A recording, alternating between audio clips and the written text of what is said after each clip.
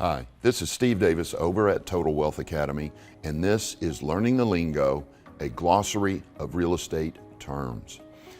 There's two terms I want to define today because they're so closely related. The first is cash flow.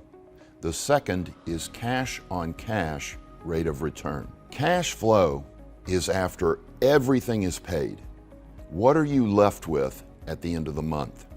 Let's say you have a 100-unit apartment complex, you bring in $100,000 a month, but your bills are $70,000 a month, and your mortgage is $10,000 a month. You're left with $20,000 a month cash flow.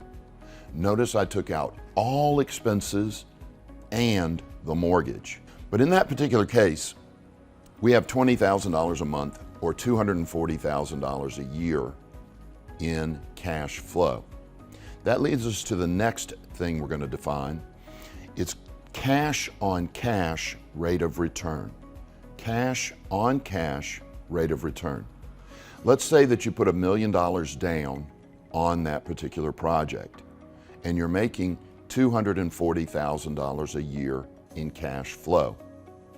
All you do is take the $24,000 and divide it by your $1 million in, and that will give you a percentage, in this case 24%.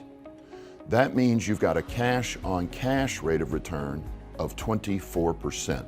And what you would do to understand this is compare that to, say, putting money in the stock market where you make 7.5%. That's what it's been for the last 75 years. So you put your money in the stock market and you get 7.5%. That's similar to a cash on cash rate of return. So I hope that helps you understand it. In real estate, we make about 3 times what the stock market makes, 20+% rate of return. In this example, it was 24% rate of return.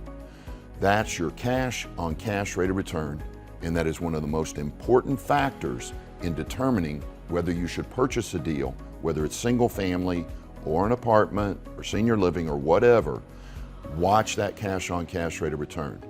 At Total Wealth Academy, we don't do any deals with less than 15% cash on cash rate of return, but our target and our average is really above 20% cash on cash rate of return. That is Learning the Lingo for today. Thanks for watching.